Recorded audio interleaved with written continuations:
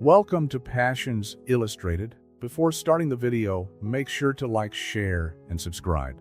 The reflection of the Empire State Building flickered in the mirrored glass of the office as Brandon Morrison watched the city 40 floors below. His fingers drummed nervously on the leather folder that contained the most important documents of his life, the contract that could turn Morrison Tech Solutions into a powerhouse in the technology market. "Gentlemen, the meeting will begin in 5 minutes," his assistant announced over the intercom.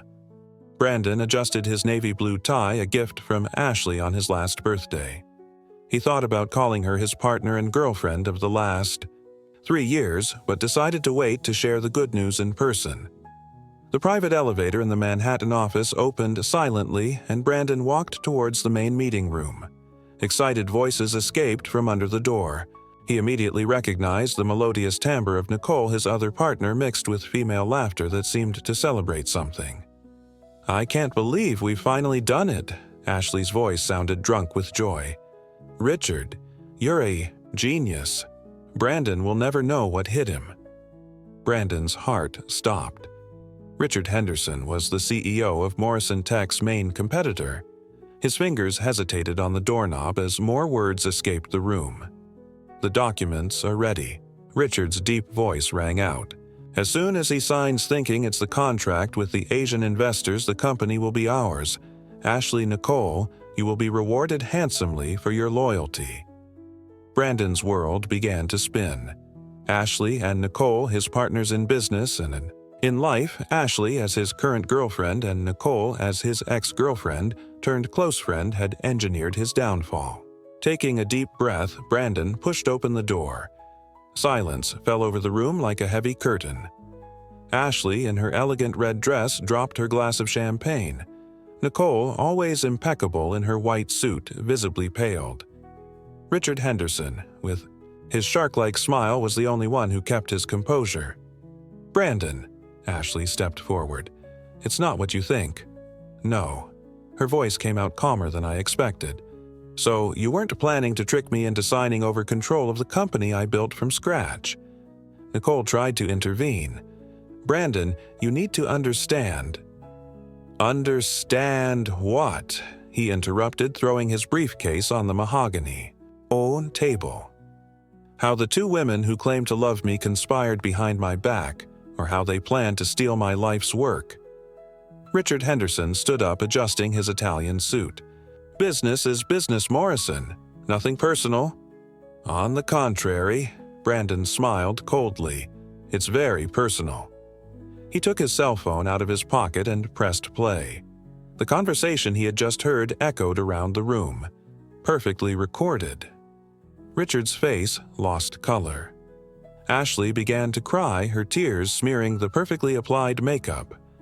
Nicole remained motionless like a marble statue. "My lawyers would love to hear this," Brandon continued. "I'm sure the press would also be interested in the story of how the great Richard Henderson attempted a hostile takeover through manipulation and fraud." "What do you want?" Richard asked, all his previous arrogance evaporating. "I want you and your company to stay away from Morrison Tech. And as for you two," he looked at Ashley and Nicole, "I want your letters of resignation on my desk by tomorrow, along with the sale of your shares at face value." "Brandon, please," Ashley sobbed. "We can explain." "There's nothing to explain," he cut in, heading for the door. "You chose money and power over loyalty and love. I hope it was worth it." As he left the room, Brandon felt the weight of years of memories collapsing on his shoulders. He remembered the first kiss with Ashley in the office after hours working. On a project, the nights of planning with Nicole when the company was just a dream in a cramped apartment in Brooklyn. In the elevator alone, he allowed himself a moment of vulnerability. His hands were shaking as he typed an email to his lawyer attaching the recording. The empire he had built would remain standing, but his heart was in ruins. When the elevator doors opened on the first floor, Brandon Morrison was a different man. The idealistic romantic who believed in eternal love and unbreakable loyalty had died in that meeting room. In his place, someone tougher, colder emerged, determined to rebuild his life without leaving room for betrayal. night fell over Manhattan, and the city lights began to shine like 1,000 urban stars. Brandon walked to Central Park, his favorite place to think since moving to New York 10 years ago. He sat on a bench by the lake watching the last rays of sunlight tint the sky purple and orange. His cell phone vibrated incessantly with messages from Ashley and Nicole, but he ignored them. Instead, he opened his laptop and began researching. New horizons. If there was one thing Brandon Morrison knew how to do, it was start again. Betrayal hurt like 1,000 stab wounds, but it also served as fuel for his determination. The cool evening breeze carried promises of change as he planned his next steps. The most painful chapter of his life had begun, but Brandon was determined to make sure it wouldn't be the last. A week after the incident in Manhattan, Brandon found himself in a busy cafe in Boston, watching through the window at the constant stream of MIT students rushing past. The change of scenery was exactly what he needed: a different city, unfamiliar faces, and the chance for a fresh start. His lawyer had finalized the transfer of Ashley and Nicole's shares the day before. The threat of public exposure was enough for them to accept his terms without resistance. Morrison Tech was now entirely under his control, but Brandon had already made up his mind he would sell everything. "Mr. Morrison," a soft voice interrupted his thoughts. "I'm Madeline Carter from the Social Impact Foundation." Brandon looked up to find a woman in her 30s with brown hair and an unassuming bun and piercing green eyes that conveyed a unique blend of determination and kindness. "Please have a seat," he gestured to the empty chair, "and you can call me Brandon." Madeline settled down, placing a folder full of documents on the table. "Thank you for your interest in our foundation. I confess I was surprised when your office got in touch." "Let's just say I'm in a moment of transition," Brandon replied, taking a sip of his coffee. "I read about your work with social startups and I was intrigued." "Well," Madeline smiled, "we connect investors to projects that combine profit with positive social impact. It's not the kind of return that Wall Street celebrates, but Wall Street returns are overestimated." Brandon interrupted her, a touch of bitterness in his voice. "I learned that the hard way." Madeline studied him for a moment as if trying to decipher something beyond his words. "You're considering selling your company, aren't you?" Brandon nodded, surprised by her insight. "How did you know?" "News travels fast in the business world," she shrugged. "And your expression? Well, let's just say I've seen that look before. It's that of someone looking for a new purpose." Over the next 2 hours, Madeline presented 3 different projects: a solar energy startup in poor communities, a microcredit company for small entrepreneurs, and a technology training program for young people in vulnerable situations.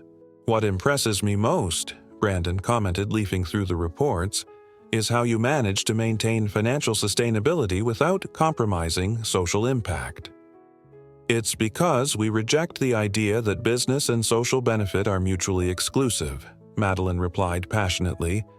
"Every dollar invested can generate both a financial return and real transformation in people's lives."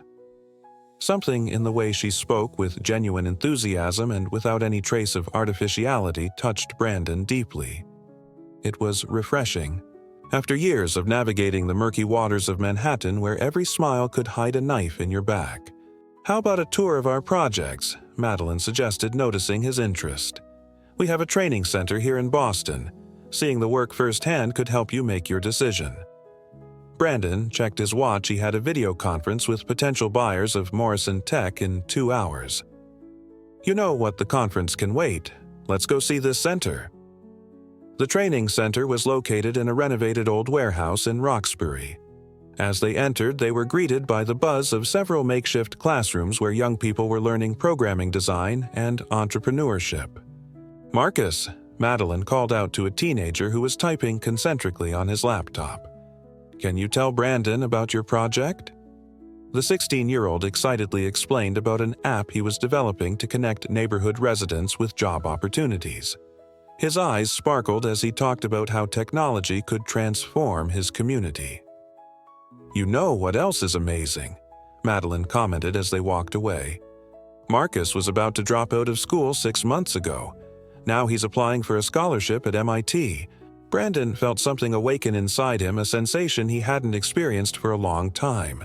It wasn't the adrenaline of million-dollar negotiations or the satisfaction of closing a big contract. It was something deeper, more meaningful.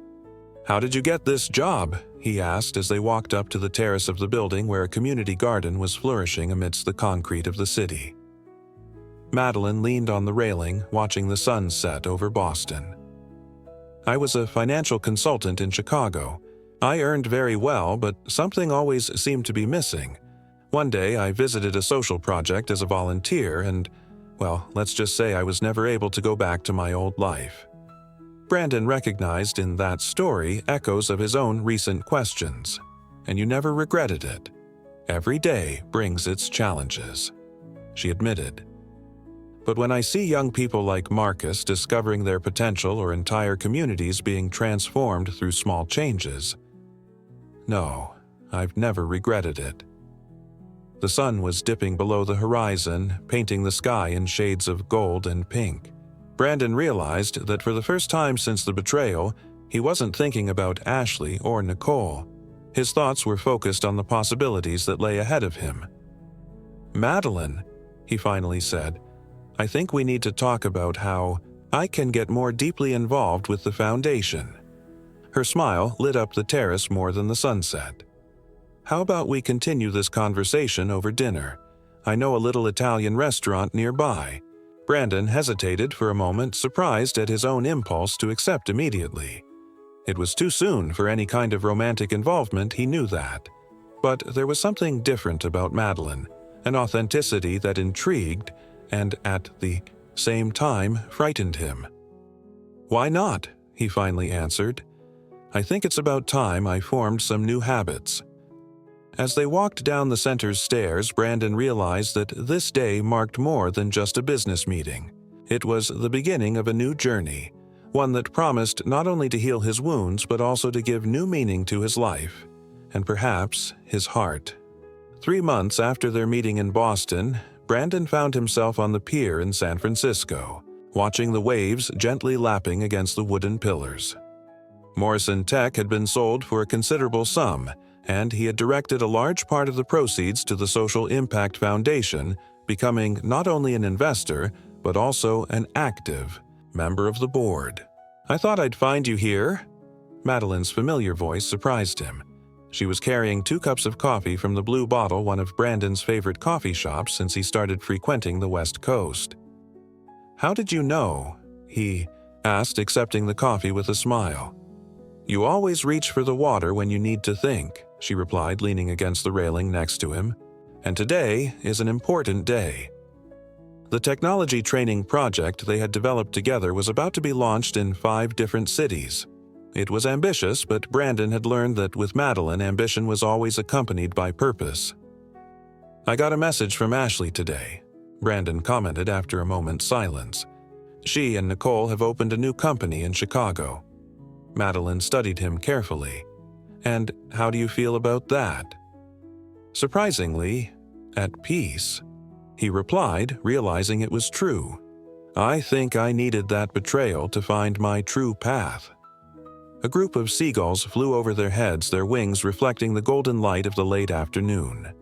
Brandon watched Madeline discreetly, admiring how perfectly at ease she seemed in that moment of shared vulnerability. "We have a meeting with the investors in an hour," Madeline reminded him, checking her watch. "But first, I wanted to show you something."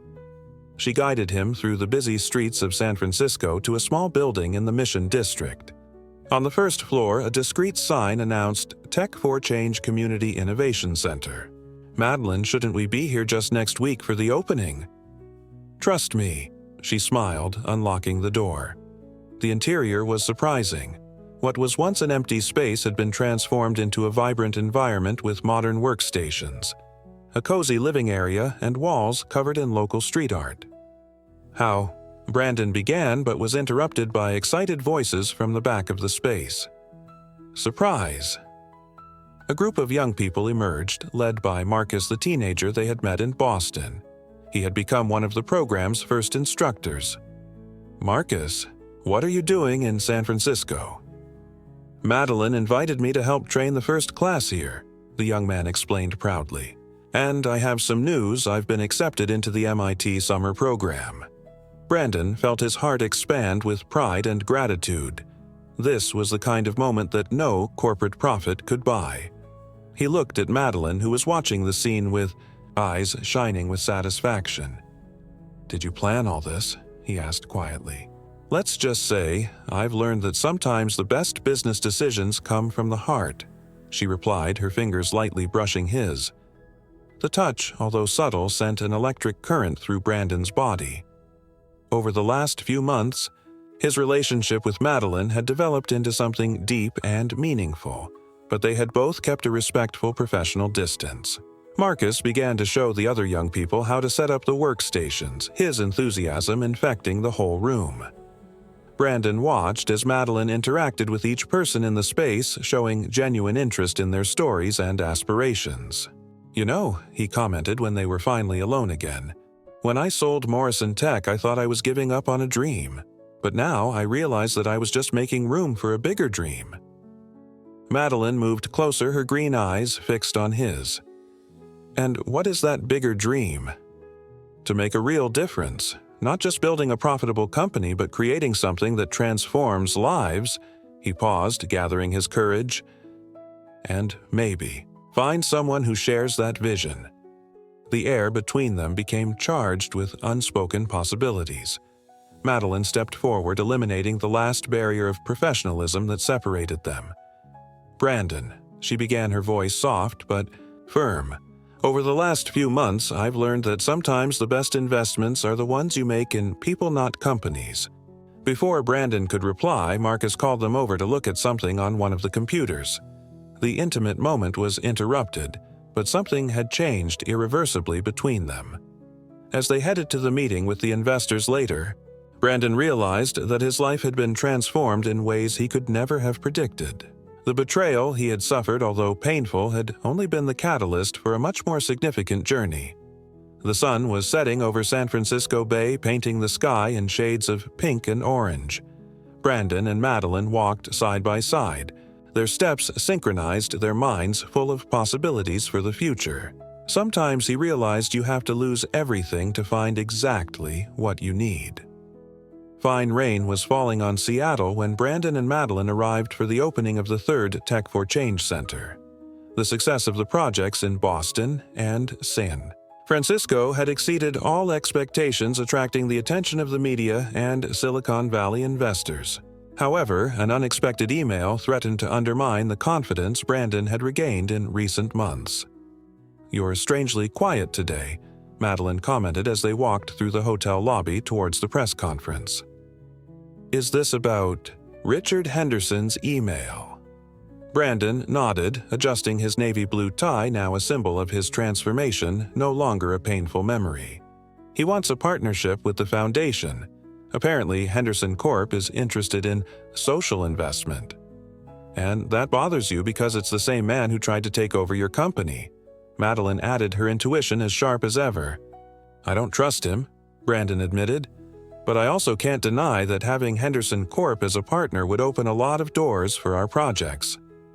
Before Madeline could reply, they were interrupted by a familiar voice. "Brandon Morrison." "Long time no see." Jennifer Palmer, an old colleague from college, approached with her characteristic radiant smile. She had become an important technology journalist, and her presence at the inauguration was a stroke of luck for publicizing the project. "Jenny," Brandon hugged her warmly. "I didn't know you were covering Seattle now." "Actually, I came especially for this story," she replied, casting a curious glance at Madeline. "And you must be the famous Madeline Carter. Your projects have been causing quite a stir in Silicon Valley." The two women exchanged greetings, and Jennifer wasted no time in starting her interview. As Madeline passionately explained Tech for Change's social impact, Brandon noticed something in her eyes that made him smile, that unique blend of determination and compassion that had captivated him since their first meeting in Boston.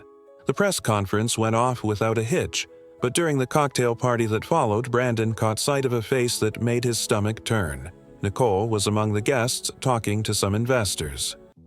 She represents a Chicago investment fund now, Madeline explained softly, noticing his tension. I knew she'd be here, but I thought you'd better find out for yourself.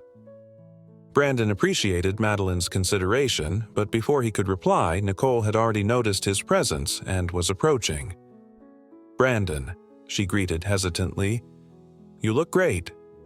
Nicole, he replied with professional politeness. I didn't expect to see you here. Actually, Nicole looked at Madeline, I came to present a partnership proposal. The fund I represent was impressed by your work. The air was thick with unresolved tension. Madeline, displaying her usual diplomacy, suggested that they discuss the proposal at a formal meeting the following morning. Nicole agreed and walked away, leaving Brandon with conflicting feelings. Are you all right? Madeline asked when they were alone again. I am, Brandon replied, surprised to realize it was true. It's strange, but seeing her doesn't hurt anymore.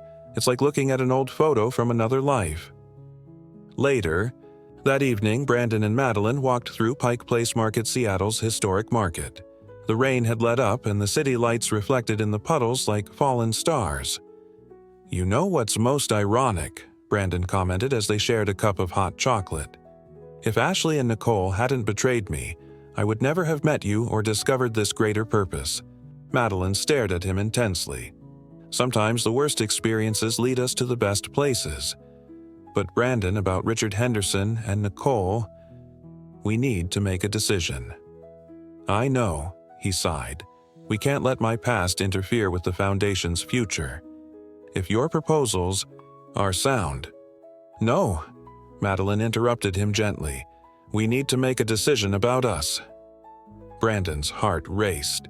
Over the last few months, they had carefully danced around their feelings, prioritizing work and friendship. Madeline, Let me speak first, she asked. When you arrived at the Foundation, you were injured and looking for a new purpose. I promised myself that I would just be a mentor, a friend. But something has changed, Brandon. You've changed, and so have I. Brandon took a step towards her, his eyes fixed on hers. I'm afraid, he admitted. Afraid of mixing work and feelings again. Afraid of losing everything we've built. I'm afraid too, Madeline smiled softly. But do you know what I've learned from our work? That the biggest impacts come from the biggest risks. A group of street musicians began to play nearby, their soft melody echoing through the cobbled streets. Brandon took Madeline's hands in his, feeling the familiar warmth that always comforted him in moments of doubt. What if we go wrong? He asked, his voice almost a whisper. What if it works out? She replied, her green eyes shining with hope. At that moment, under the lights of Seattle and to the sound of distant music, Brandon realized that he was ready to take a chance again. Not because he had forgotten the pain of the past, but because he had learned from it. Madeline wasn't Ashley or Nicole, she was something entirely new and precious. When their lips finally met, it was as if all the pieces of a complex jigsaw puzzle fitted together perfectly. The rain began to fall softly again, but they barely noticed, lost in a moment that had taken months to happen and seconds to change everything. I think we've just complicated our professional lives considerably, Brandon commented when they finally separated. Maybe, Madeline smiled, but we've also just simplified our personal lives a lot. As they walked back to the hotel, hand in hand, Brandon knew that decisions about Richard Henderson and Nicole could wait until tomorrow. That night, for the first time in a long time, his heart was perfectly at peace with the present and hopeful about the future. News of Brandon and Madeline's relationship spread quickly through the West Coast tech circuit. As the couple flew over, from Portland for the opening of the 4th Tech for Change Center, Brandon reflected on how drastically his life had changed in the last 6 months. The report from the investment committee came in. Madeline commented, passing her tablet to Brandon. Richard Henderson has increased his partnership offer to $50 million. Brandon frowned, studying the figures. The proposal was tempting enough to expand Tech for Change to 20 more cities over the next 2 years. But something about the timing bothered him. It's curious, he muttered. How Henderson suddenly developed a social conscience right after Nicole showed up in Seattle. "Do you think they're up to something together again?" Madeline asked, her worried expression reflecting in the glass of the airplane window. "I don't know, but I intend to find out." Portland Airport greeted them with surprisingly clear skies by Northwest standards. Jennifer Palmer, the journalist who had become a valuable ally, was waiting for them in the terminal with disturbing news. "You need to see this," she said, showing them her phone. It was an unpublished story about an investigation involving Henderson Corp. Apparently, the company was using social projects as a front for an elaborate tax evasion scheme. "And there's more," Jennifer continued as they made their way to the car. "Nicole is listed as the main consultant for these projects." Brandon felt Madeline squeeze his hand gently. She knew that even though he had gotten over his relationship with Nicole, the possibility of another business coup affected him deeply. "When do you plan to publish this?" Madeline asked. "Tomorrow morning. I wanted to give you a heads up, considering the partnership offer they've made."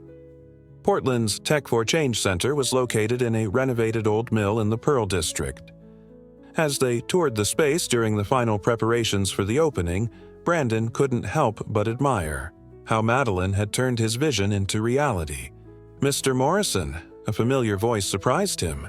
It was Marcus, now the program's regional coordinator, accompanied by an unexpected figure, Ashley. "What are you doing here?" Brandon asked, tension evident in his voice. "I came to warn you," Ashley replied, looking genuinely worried. "Richard and Nicole. They're planning to use the partnership to take control of the foundation." Madeline approached her presence, bringing calm to the situation. "Why should we believe you?" "Because I made a terrible mistake once," Ashley replied, tears in her eyes. "And I can't let them destroy something as important as what you've built here." Over the next few minutes, Ashley revealed details of the plan Henderson Corp intended to use obscure clauses in the partnership contract to gradually take operational control of the Tech for Change centers, turning them into corporate training centers disguised as social projects. "Why are you telling us this now?" Brandon asked, still suspicious. "Because I've seen what you've created here."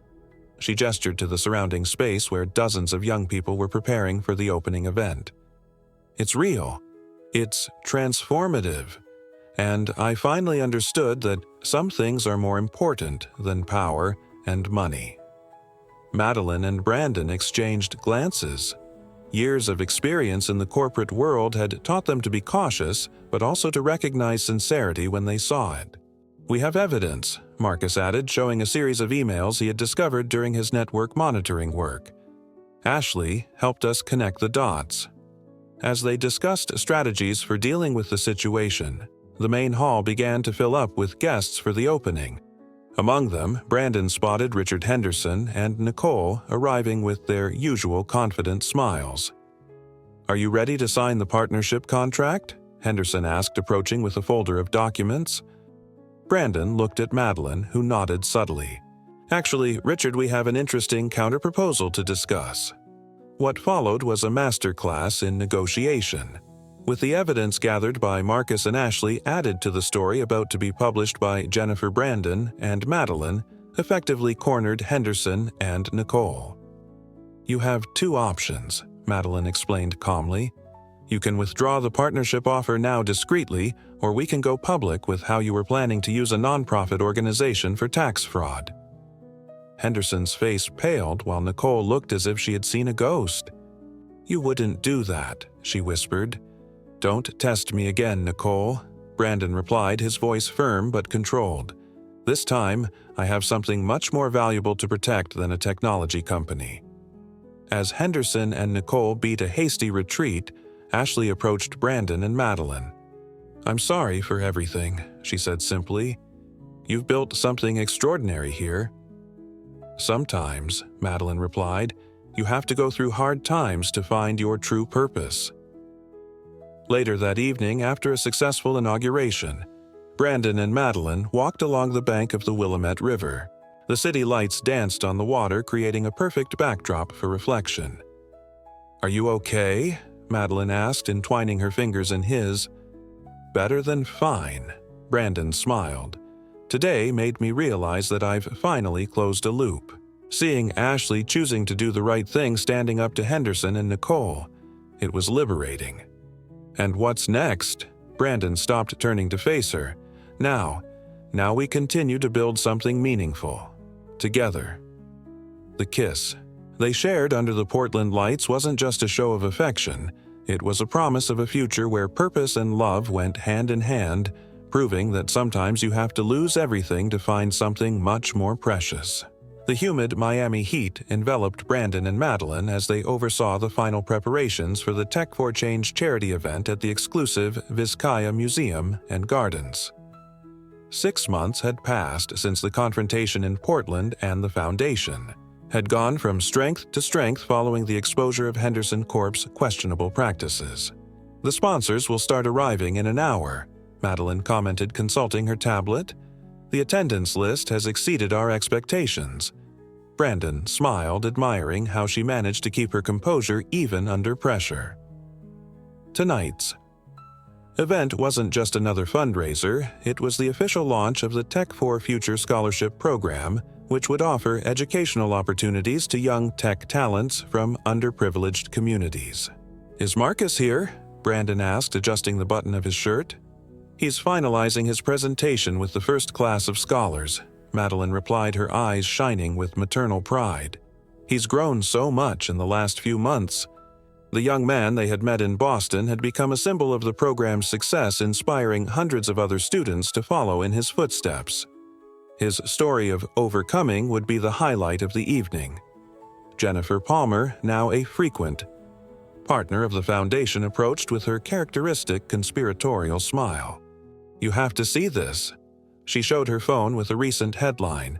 Ashley Moore launches mentoring program for women in tech. Looks like she's really found her stride, Brandon commented, genuinely happy for his ex-girlfriend. The bitterness of the past had given way to a mature understanding that some people need to lose themselves in order to find themselves. The sound of heels on the marble floor announced the arrival of an unexpected visitor. Catherine Morrison, Brandon's mother, appeared as elegant as ever in her Chanel dress. Mom. Brandon hugged her, surprised. I thought you weren't coming until tomorrow for brunch, and missed the chance to see my son and his lovely girlfriend in action. Never, she smiled, kissing Madeline on the cheek. Besides, I have some important news to share. Before she could elaborate, the first guests began to arrive. The historic garden quickly filled up with an eclectic mix of Silicon Valley entrepreneurs, local philanthropists, and young developers. During the cocktail party, Brandon watched with satisfaction as Madeline skillfully navigated between the groups, connecting people and inspiring new supporters for the cause. Her ability to turn skeptics into enthusiasts was one of the many talents that had made him fall in love with her. She's special, Catherine commented, moving closer to her son. And that's why I decided to do something special too. Brandon raised an eyebrow, curious. His mother, a retired pharmaceutical industry executive, had always been known for her surprising decisions. I'm donating half my fortune to the foundation, she announced bluntly. On one condition, I want to establish a specific program for women scientists and developers. Brandon was speechless. His mother had always been generous, but a donation of this magnitude would completely change the scope of their work. Why? He finally managed to ask. Because for the first time in years, I see you truly happy, she replied, her eyes watering. And because Madeline reminds me so much of myself when I was young, determined to change the world one project at a time. The moment was interrupted by the start of the formal presentation. Marcus took to the makeshift stage, his presence much more confident than the shy teenager of a year ago. 12 months ago, I was just another kid from Boston, dreaming of a chance, he began. Today, I'm about to start my first semester at MIT, and more importantly, I'm helping other young people achieve their dreams too. As Marcus continued his inspiring story, Brandon felt Madeline slip her hand into his. The simple touch still caused that same electric current he had felt on their first meeting in Boston. "I have something to tell you later," she whispered with a special gleam in her eye that Brandon couldn't decipher. The evening progressed, with successive exciting moments, testimonials from students, announcements of new partnerships, and finally the unveiling of Catherine's donation, which was greeted with an enthusiastic ovation. After the event, when the last guests had left, Brandon and Madeline walked through the illuminated gardens of Vizcaya. The night air was scented with jasmine, and the full moon was reflected in the waters of the bay. "So," Brandon teased gently, "what did you want to tell me?" Madeline stopped, turning to face him. Her face had that determined expression he knew so well, the same one she wore before big decisions. "I've received an invitation to expand Tech for Change internationally," she began. "London, Singapore, Dubai. They want our program." Brandon felt his heart race. "That's incredible. But why do you look worried?" "Because," she took a deep breath, "I don't want to do this alone. Brandon, over the last few months you've become not just my partner in the foundation, but my partner in life. And now—" She hesitated, searching for the right words. Brandon waited, his heart hammering against his chest. "And now," she continued, "I'm pregnant." The world seemed to stop for a moment. Brandon looked at Madeline, seeing in her not only the woman he loved, but the future he never knew he wanted until he met her. "Marry me." The words came out before he could think. "What?" "Marry me," he repeated, firmer now. "Not because you're pregnant, but because I want to build everything with you. Our family, our foundation, our global legacy." Tears glistened in Madeline's eyes as she replied, "Yes, 1,000 times yes." The kiss they shared under the Miami moonlight sealed more than a romantic commitment. It was a promise of a future where love, purpose, and social impact were perfectly intertwined. Catherine watched them discreetly from the balcony, a satisfied smile on her face. Sometimes she thought you have to trust that the universe knows exactly how to guide people to their true destiny. A year after that night in Miami, Brandon and Madeline Morrison returned to Manhattan, no longer as wounded people seeking redemption, but as a couple about to inaugurate the biggest project of their lives. The Tech for Change Global Center would occupy 3 entire floors of a skyscraper overlooking Central Park, the same building where 2 years ago Brandon had discovered Ashley and Nicole's betrayal. "It's funny how life twists and turns," Madeline commented gently, cradling little Sophie in her arms. The 6-month-old daughter had her mother's green eyes and her father's captivating smile. Brandon watched his family as the elevator rose silently. The wedding ring on his finger was no longer a weight like before. It was an anchor that kept him connected to everything that really mattered. Marcus, now Tech for Change's development director, was waiting for them on the 40th floor. "The international representatives have arrived," he informed them, smiling at Sophie, who was stretching out her arms towards him. "And we have a few surprises planned for the opening ceremony." The space had been completely transformed. Where once there had been cold, impersonal corporate offices, there were now vibrant, collaborative environments, innovation labs, and most importantly, a model creche for employees of personal requirement of Madeline's after experiencing the challenges of being an executive mother. "Is Catherine here yet?" Brandon asked, referring to his mother, who had become a driving force in the Foundation's Women in Tech program. "She's meeting with the first beneficiaries of the research fund," Marcus replied, "and Jennifer Palmer is covering it exclusively for the New York Times." The movement in the center increased as the time for the ceremony approached. Delegations from London, Singapore, Dubai, and other cities where Tech for Change had established a presence in recent months arrived in successive waves. Brandon found a quiet moment in his old office, now transformed into a mentoring space. The memories of the day his life changed forever seemed to belong to someone else.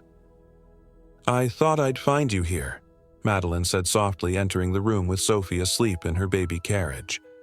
"Are you ready to close this circle?" "More than ready," he replied, pulling her close. "You and Sophie taught me that sometimes we need to lose what we thought we wanted in order to find what we really need." A soft knock on the door interrupted the moment.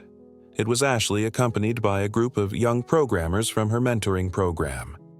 "I hope I'm not interrupting," she said hesitantly. "I just wanted to personally thank you for inviting me and introduce some of our students who have applied for the Tech for Change Scholarship Program." Brandon watched as Madeline immediately engaged in animated conversation with the young women, her natural gift for connecting people shining through as always. Ashley looked at him with a genuine smile. "You've built something extraordinary here," she commented. "Something much bigger than any dream we've had in the past." "We built it," Brandon corrected, including everyone present in the gesture. Each person in this room represents a part of that transformation. The opening ceremony was a testimony to the power of redemption and transformation. Marcus opened the event by recounting his journey from the community center in Boston to MIT and his current leadership position. Jennifer Palmer presented a moving documentary about the program's global impact. Catherine Morrison announced the expansion of the research fund to include partnerships with universities on 3 continents.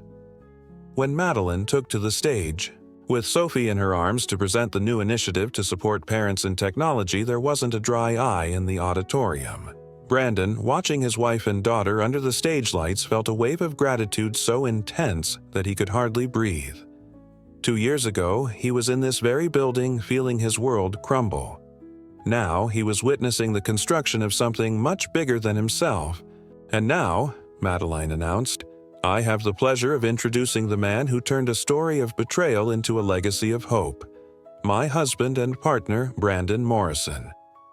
As he walked to the stage, Brandon saw faces that told the full story. Of his journey, Marcus, the young man who had reminded him of the power of the second chance, Jennifer, who had turned his story into inspiration for others, Ashley, who had proved that repentance can lead to redemption, his mother, Catherine, who had supported his transformation without reservation, and of course Madeleine and Sophie, who had given new meaning to his life. "When I lost my company 2 years ago," he began, "I thought I was losing everything. But sometimes you have to lose something valuable to find something priceless." His words echoed through the auditorium as he shared not only the story of Tech for Change but the personal transformation that the program represented. The betrayal that could have hardened him had instead opened his heart to greater possibilities. After the ceremony, as night fell over Manhattan, Brandon and Madeline took Sophie for a walk through Central Park, the same place where he had sought solace on that fateful night 2 years ago. "You know what's most amazing?" Madeline reflected as she pushed Sophie's stroller. "It's not just the number of lives we transform, but how each story of transformation generates other stories." Brandon nodded, thinking about how Marcus had inspired dozens of other young people, how Ashley's program was training a new generation of female leaders in technology, how each Tech for Change center became a catalyst for change in their community. "It's like you always say," he smiled. "True impact can't just be measured in numbers." See, Sophie woke up at that moment, her little green eyes shining with curiosity at the world around her. Brandon picked her up, amazed at how something so small could hold so much potential and promise. "For Sophie," Madeline symbolically raised her water bottle, "and for all the children who will grow up in a world where purpose and success go hand in hand." "For second chances," Brandon added, "and for the love that teaches us to be better people." As they walked back home, Brandon reflected on how life had a unique way of turning endings into new beginnings. The betrayal that could have been his end had become just the prologue to a much bigger story, a story of redemption, purpose, and true love. The sun was setting over Manhattan, painting the sky with shades of hope as the Morrison family walked towards the future they had built together, a future where every challenge was an opportunity for transformation, and every loss a path to something more precious.